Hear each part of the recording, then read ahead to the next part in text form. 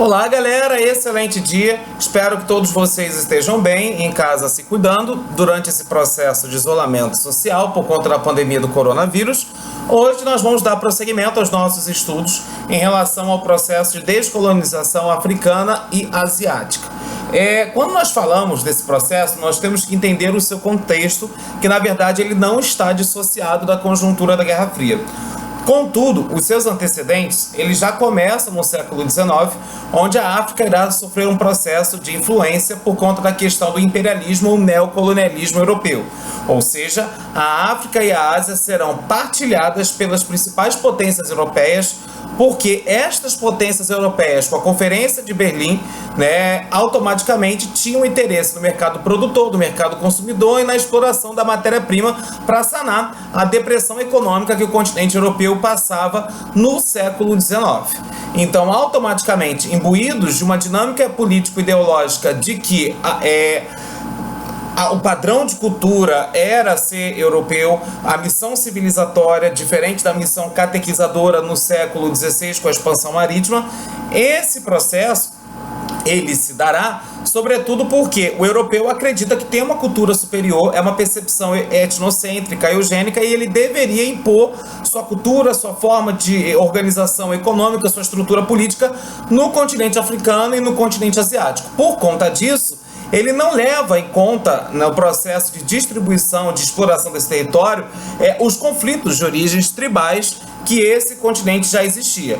Tanto que uma das grandes consequências que nós teremos, não somente do imperialismo, como da descolonização africana e asiática, será justamente a intensificação de guerras civis, guerras internas, provenientes desses conflitos tribais, tanto no continente, sobretudo no continente africano, mas também temos alguns casos no continente asiático. Outro ponto que merece destaque é que quando falamos desse processo de descolonização, ele é justamente o momento em que tanto os Estados Unidos como a União Soviética enxerga que eles poderiam receber apoio por parte dos países do continente africano e do continente asiático. Então eles enxergavam que esses continentes poderia ser uma zona de apoio financeiro, material, humanístico, bélico, para os seus interesses se uma vez ou outra a guerra viesse a estourar, uma nova terceira guerra, grande guerra em escala mundial estourasse. Outro ponto que merece destaque é que, na verdade, já mesmo após a Segunda Guerra Mundial, que é justamente quando irá acontecer a descolonização, antes já existiam grupos políticos, ideológicos na África e na Ásia que já começavam a defender a independência dos seus países e o fim da exploração por parte das principais potências europeias, de forma bem específica, Inglaterra e França. Eu quero dar um destaque para vocês, sobretudo agora, em relação à Conferência de Bandung. A Conferência de Bandung ela vai acontecer em 1955.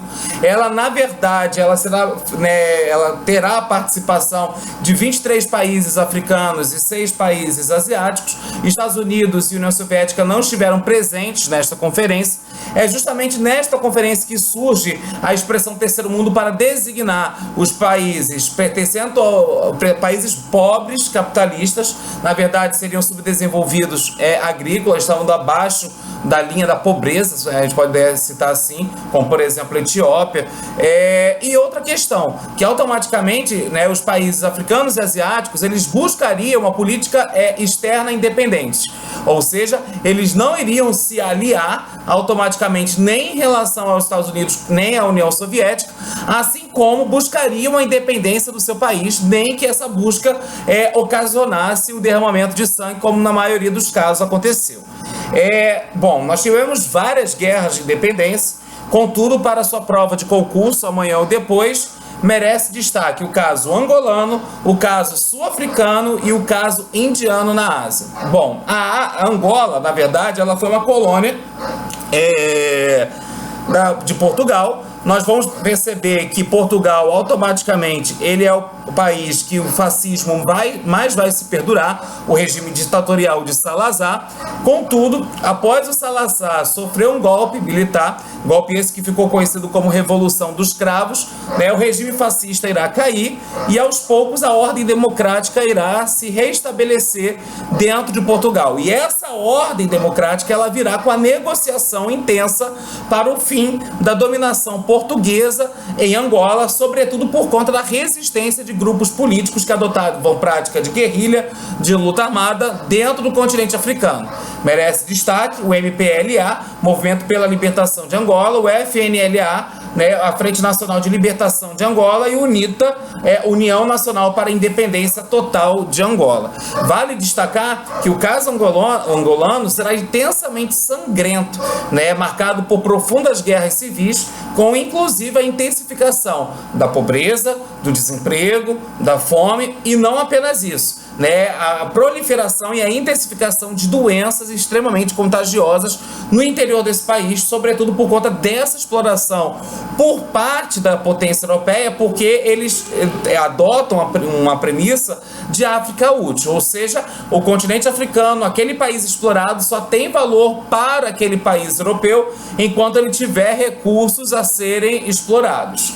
O caso sul-africano, ele merece destaque sobretudo pela repercussão que deu, sobretudo pela resistência política de Nelson Mandela, né? Nós vamos perceber que automaticamente a África do Sul, né, já no final, meados da década de 60, passava por um regime de segregação étnica, de preconceito racial, chamado apartheid. Para além de ser um regime de segregação apenas étnico, ele era um regime de segregação socioespacial. Nelson Mandela é a grande liderança por parte do país sul-africano, onde ele começa a fazer resistência contra essa forma de segregação, de preconceito étnico e segregação socioespacial, uma vez que o negro sul-africano não poderia estar em bairros brancos, não poderia ocupar o mesmo lugar, não tinha direitos civis e políticos, como, por exemplo, o sul-africano branco. Então, ou seja, o Nelson Mandela é uma voz, é um grito, é uma resistência para acabar, para pôr fim ao apartheid, né, e a luta pelos direitos civis e políticos da população negra sul-africana. Merece também destaque, no caso indiano, a figura do líder religioso hinduísta chamado Mahatma Gandhi. O caso indiano merece destaque porque ele é diferenciado quando comparado ao caso de Angola, de Argélia, do Timor-Leste, o caso, por exemplo, da África do Sul, porque automaticamente o Gandhi, imbuído do seu discurso religioso e político, ele defende a desobediência civil. No que consiste esta desobediência? Automaticamente, utilizando do seu discurso, ele defende que automaticamente os produtos ingleses não fossem comprados pelos indianos e que os indianos não pagassem mais os impostos à própria Inglaterra, uma vez que a Índia, após a Guerra dos Cipayos, ela era uma colônia britânica. E automaticamente, escutando esse clamor por parte do Mahatma Gandhi, porque ele acreditava que era possível uma independência sem derramamento de sangue, a população indiana vai às ruas, faz a sua resistência, não coloca a mão na luta armada, diferente, por exemplo, do caso angolano e do caso sul-africano, e começa a defender, né, a base, a bandeira de Mahatma Gandhi, enquanto líder político, líder religioso, que acreditava que pela passividade era possível se buscar a independência da Índia. Tá ok, pessoal? Grande abraço.